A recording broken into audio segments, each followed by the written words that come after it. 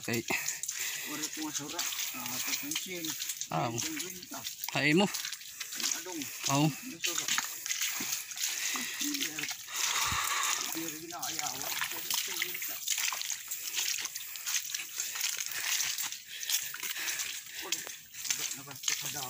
nangawil libre pa kusura siya agad.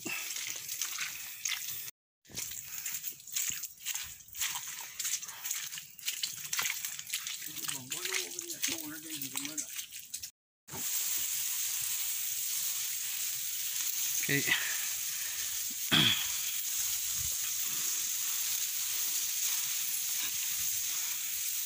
ano mo lugi na ito Ini. Ako yung mga patanong na Jimelina. Ito. kantigo na ito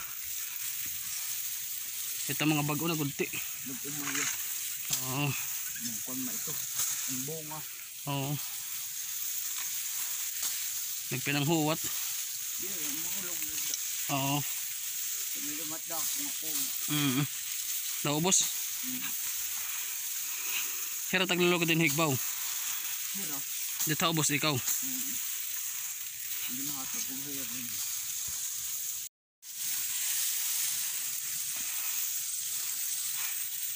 Damat sudot hindi. Oops.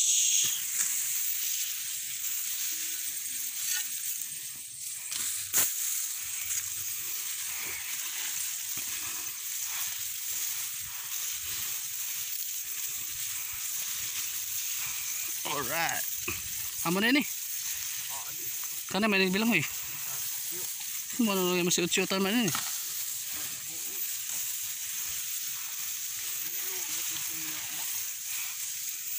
Mamparahin ito yung sinasing ko na kuan, ang may cross. Parahin eh, ang dahon.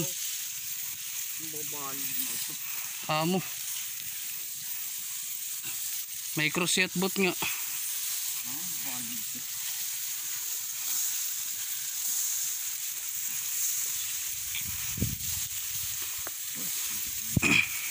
ulat o na bilang Sus. Dulaw man ini. ha Dulaw na bilang ko eh. yung tawod Nothing. yung pagbukan Ang taas na uho da mo na. luro na ito May nalagin na nahubya na pagganhi. may naman dito Pipinasula da. oo Hiti ka boleh gipalab. mahal baka liriti Kaya naka naman ito sa kadlaw. bakas yung nasira Ako nakat kanina Kuya Alvin.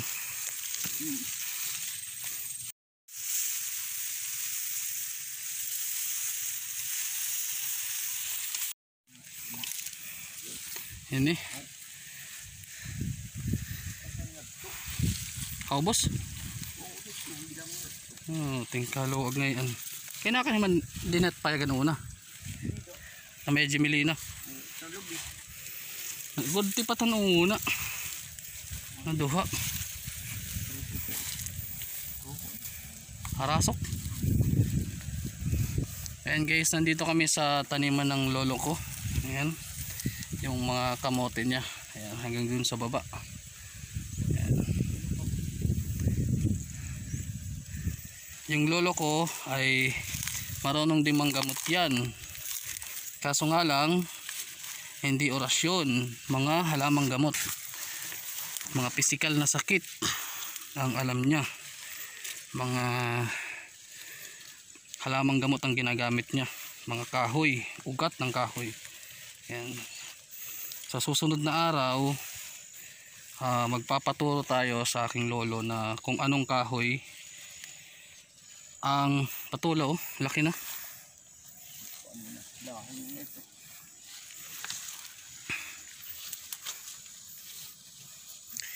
Magpapaturo tayo kung ano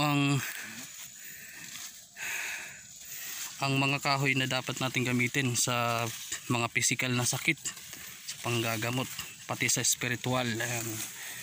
Ito, may patola dito, sabi ng lolo ko, ay matanda na. Yan, masyado nang matigas to kainin. Hindi na daw pwede, kaya papapunlain na lang. Yan, dito kami magkukuha ng kamote, kakainin lang.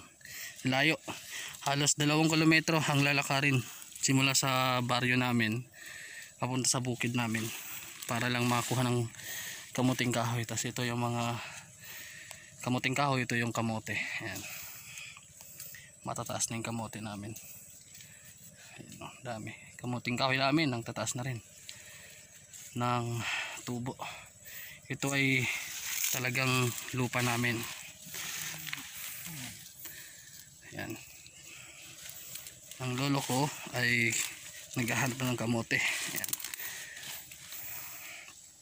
tinutusok niya yung lupa para makita kung may laman. Pag tinamaan yung laman ay matigas, pag tinusok mo matigas, pero pag wala, diretso lang yung pantusok niyang kahoy. Yan, tulad nun may nakuha siya.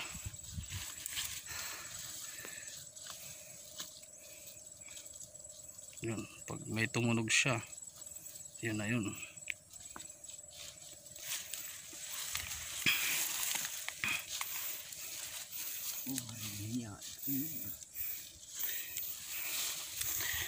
Dito dati ay may bahay kami dyan dati, parang kubo-kubo namin dati nung mga bata pa kami, ay dyan kami lagi.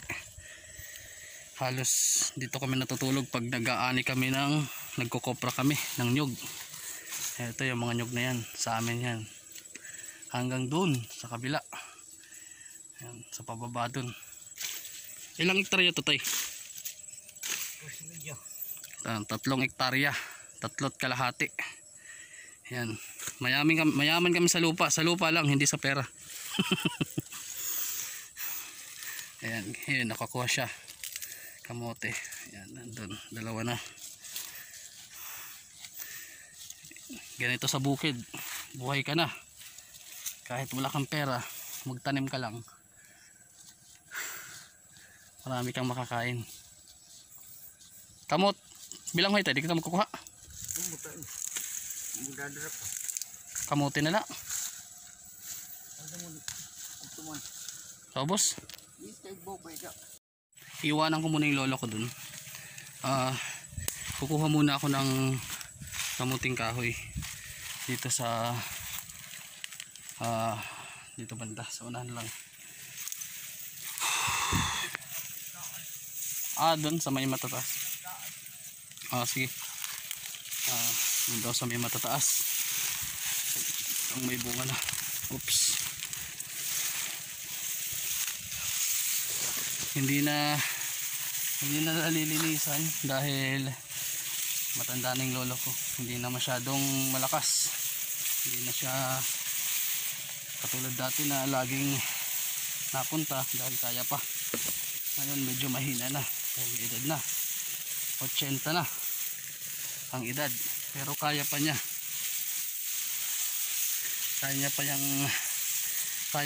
mag punta rito sa bukid at magtanim ng kamuting kahit kamote, tapos magkopra. Ayan, ganong kalakas ang lolo ko, 80 anyos.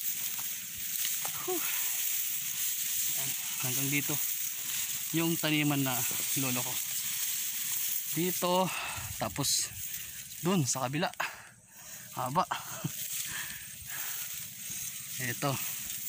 ito yung kukunin natin, yung mahaba na meron na to. Okay, kuha muna tayo.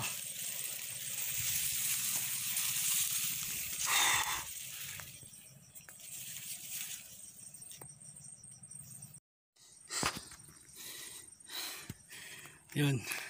So, eto na, nakakuha na tayo ng kamuting kahoy. 5 puno lang yan. Yan. Nakakuha tayo ng marami. So, para makita niyo na maayos. Ayan. 5 puno lang yan. Kung sa Manila nyo bibilhin, halos siguro nasa 100, 200 mahigit ang presyo niyan. Pero dito sa amin, gayang karami, siguro 50 pesos isang lata. isang lata ng biskwit, yung lata, hindi yung plastic yung isang lata nun 50 pesos dito sa amin. Isang sako mura lang, pero ito sa amin libre lang dahil sa amin sarili namin. Yan, so makakain tayo mamaya ng kamuting kahoy. Yan, so ayan na, ito na yung mga nakuha ko kanina. Yan,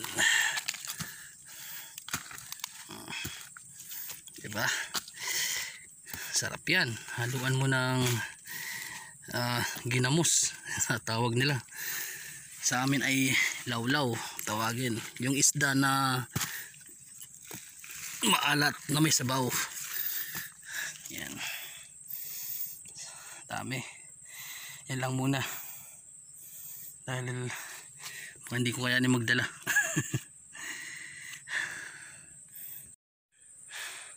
Yung lolo ko ay nandun, may mga kamote na rin siyang nakuha, marami-rami na rin.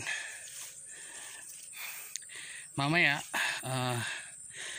pupuntahan namin yung nag-iisang nyug na yon, dahil yun yung nyug na posibleng meron isang mata.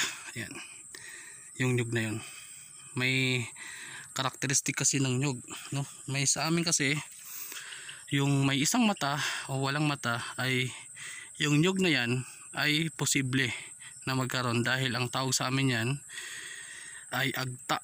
Ayan, agtang nyug itong tawagin. Kung baga sa engkanto, parang kapre siya na kulay itim. Ayan, pero dito sa amin ang tawag dyan ay agta, hindi yan engkanto, nyug siya. Ayan, tawag lang sa kanya ay agta dahil yung bunga niya, ayan, tulad niyan, iba yung balat niya, para siyang kulubot yung balat niya. Ayan, kulubot yung balat niya. Yan yung ginagawang mga langis, no? Yung sa panggagawang lana, ginagawang lana nila. Ayan, kung mapapansin nyo mamaya, papakita ko sa inyo yung itsura nung balat ng nyug niya, para alam din ninyo, no? Para alam nyo kung saan nyo hanapin sa bundok. Ayan, pupuntahan natin yung mamaya, nagsabi na ako sa lolo ko. Kahit medyo masukal, papasukin natin, pupunta natin dun, para lang makuha natin kung meron talaga. Kasi baka may mga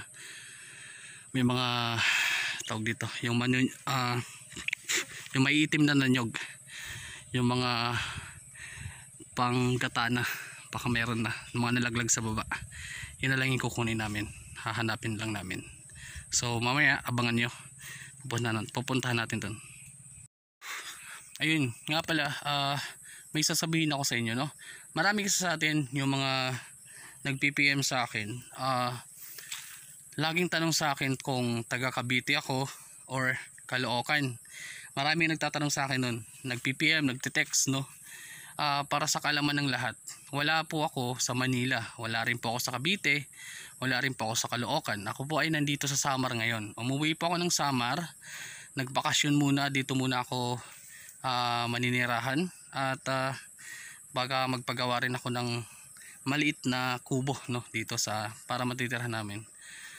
Kubo o bahay, basta ganun, bahay maliit lang, sakto lang sa amin. At doon sa mga nagtatanong, no, yun, andito pa ako sa Samar. Yun po yung gusto ko lang sabihin sa inyo. At sana, para hindi po kayo magtanong sa akin nasan ako, manood po kayo ng mga video ko, para alam nyo po kung nasan ako. Kasi kung hindi kayo manood, hindi nyo malalaman, at magugulat kayo kapag sinagot kayo ng nasa Samar ako.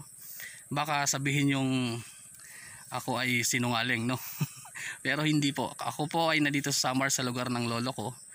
Ayan, at medyo dito muna ako mamamalagi, at magpapaturo ako sa aking lolo ng mga halamang gamot na pang pisikal na sakit sa panggagamot. Ayan, magpapaturo ako kung anong mga kahoy, mga ugat yung dapat ipanggamot, no, para alam din natin, kahit pisikal, alam din natin yung igagamot natin kung anong kahoy. So abangan po natin yun.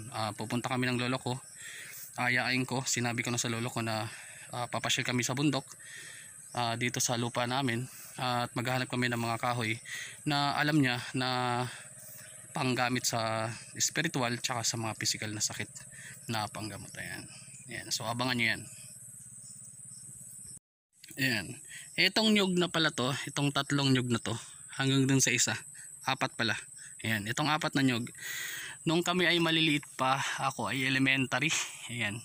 So siguro itong nyug na to ay nasa 20 years. Ayan, mga 20 years na siguro. Ayan. Ito. Kami ang nagtanim nitong nyug na to nung maliliit pa kami, ng aking pinsan. Ayan, tsaka mga tito ko. Ako nagtanim nito, halos 2 ata na tanim ko dito dati. Natatandaan ko. Tapos, nung maliliit pa kami, so hanggang kalahati pa lang yung taas niya na dyan. Inaakyat namin ng pinsan ko. Doon kami sa tuktok lagi pag tanghali. Pagkatapos namin kumain, doon kami naglalagi sa taas. Tapos, tumatambay kami dun sa pinakatuktok. Ayan, sumasakay kami dun. Ayan. Tapos gumagawa kami ng parang bola ng ganito. Nilulupit namin. O tawag dun, parang hinahabi. Tapos naglalaro kami dun sa taas. Ayan. Pero dati mababa pa lang kasi yun. Parang ganun. Pero mas ito ang kabila. Ayan. Ito bago na to. Itong isa. Tsaka itong isa. Itong 3 lang yung matatagal na. Yung isa dun sa likod. Yung mataas. Ayan. So ganyan palang katas dati. Nandun kami sa tuktok nun. Lagi kami pinapagalitan ng lolo ko dahil hindi kami tatabas dito sa tanim ng lolo ko. Naglilinis. Dapat kasi maglilinis kami tuwing hapon tsaka umaga. Dito kami nun. Ayan. Masaya yung memories dito. Ayan. So hanggang ngayon buhay pa rin siya. Taniman pa rin namin ng kamuting kahoy tsaka kamote. Dun sa baba, dun sa pinakababa dun, mayroon pa dun. Hanggang dun sa may puno na yun, yung nag-iisang puno na yun. Amin pa yun. Taniman ng mais yun dati. Dun sa may baba kasi patag na yun dun. Pababa kasi siya. Bubulusok siya pababa yun. Yung nig niya yun. Bubulusok siya. So dun taniman na ng mais dati. Tsaka talong dati. Kaso ngayon hindi na kaya dahil medyo matanda na, may edad na yung lolo ko. Tsaka yung mga tito ko at ako ay wala na rin sa poder niya. May hiwa-hiwalay na. So may kanya-kanya ng buhay. Kaya yung lolo ko ay mag-isa na lang nagpupunta rito sa bukid. Yan. So parang nakakapagod na rin kung mag-isa lang siya lagi. Mapapagod na siya kasi wala na siyang kasama. Yan. Wala siyang makakausap pagka siya ay na boboard kumbaga. Ayan, lawak nito hanggang dun sa likod yung lupa namin dun. Kaso nga lang hindi ito taniman ng palay, koprahan, taniman ng kamote, yun lang. So dito sa lugar na to, eto, makakahanap tayo ng mga kahoy na pwede natin magamit sa panggagamot. Ayan, dito banda, ito.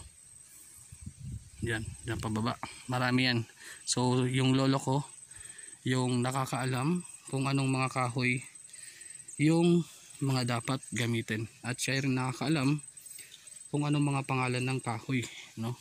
So sa Waray alam niya yung pangalan, pero sa Tagalog baka hindi natin ma-explain kasi sa Tagalog kasi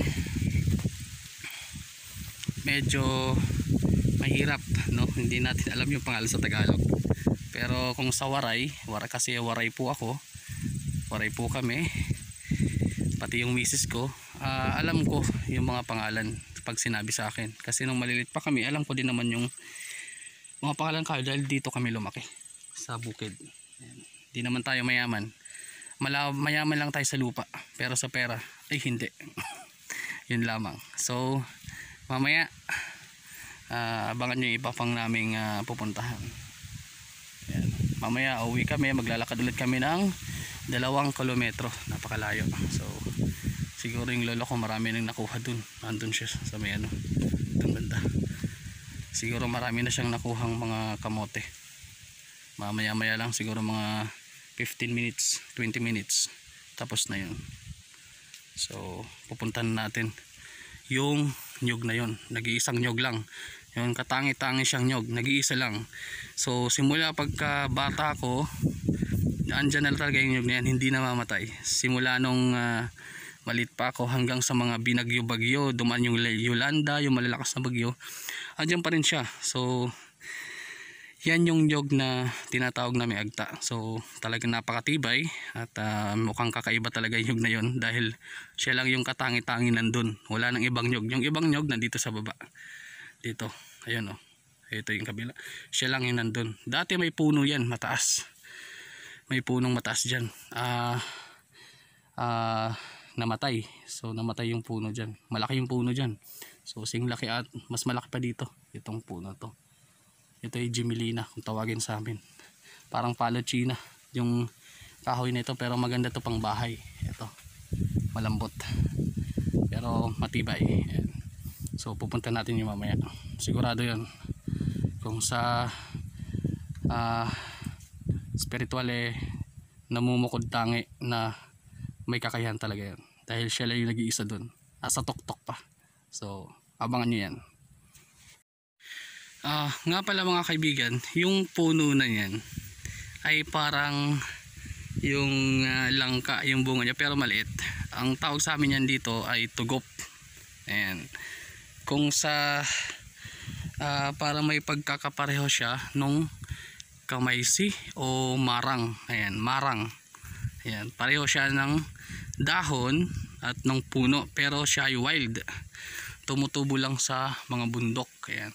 Pag namumunga siya, yung bunga niya parang marang, pero hindi kasing laki ng marang, medyo maliit, nasa mga dulo yung bunga niya, tas kulay dilaw.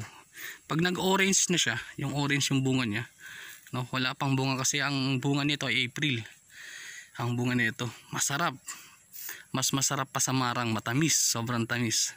Kaso nga lang medyo hassle yung pag-akyat nito kasi medyo matataas yung mga puno na to, so akyatin mo siya. Pero masarap yan, dahil nung mga malilit pa kami, nangunguha kami ng mga bunga niyan sa bukid namin. So ngayon wala tayong makuha yung bunga niyan kasi wala pang bunga, hindi pa April. So pag April, pag nandito pa rin ako, papasyalan natin yung sa bukid, kung baka maabutan natin na meron na, no, makakuha tayo para makita nyo rin kung ano yung sinasabi ko.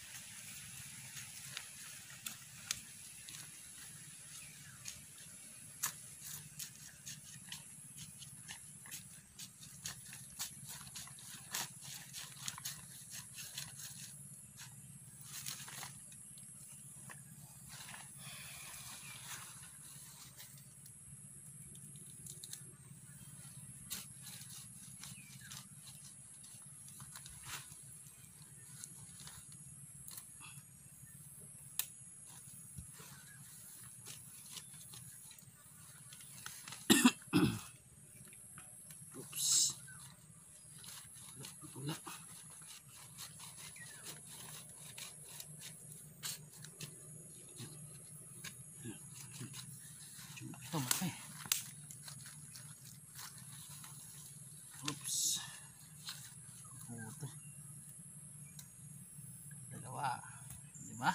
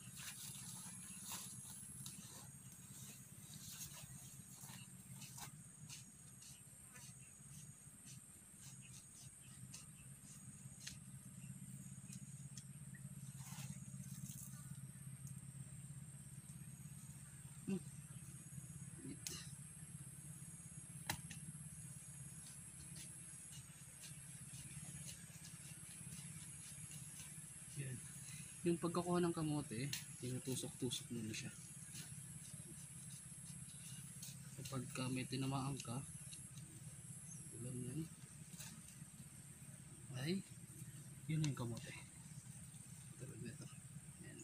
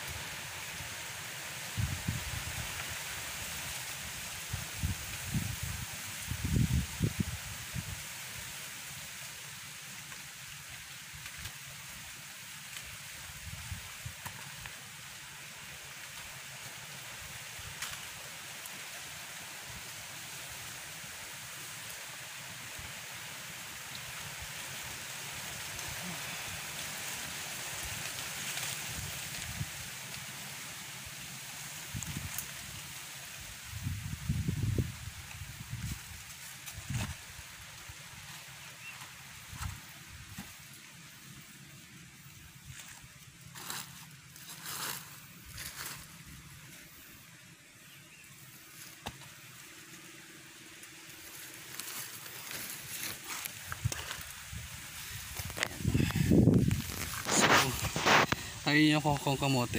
Ayan. Ilang plat lang? 1, 2, 3, 4, 5, 6. 6 na plat lang.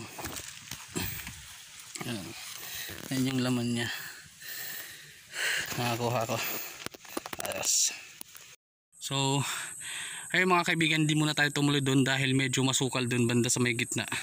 Hindi kami nakatuloy ng lolo ko. Nandito yung lolo ko. Susunod na lang daw. Babalikan namin dahil medyo anong oras na, hapon na. So, sunod na araw, aagahan namin pupunta. Sasadyain namin. Tsaka dun sa ibang lupa namin. May mga ganyan daw nyog. Pupuntahan din namin. So, sunod na lang ulit. So hanggang dito na lang mga kaibigan at maraming salamat po.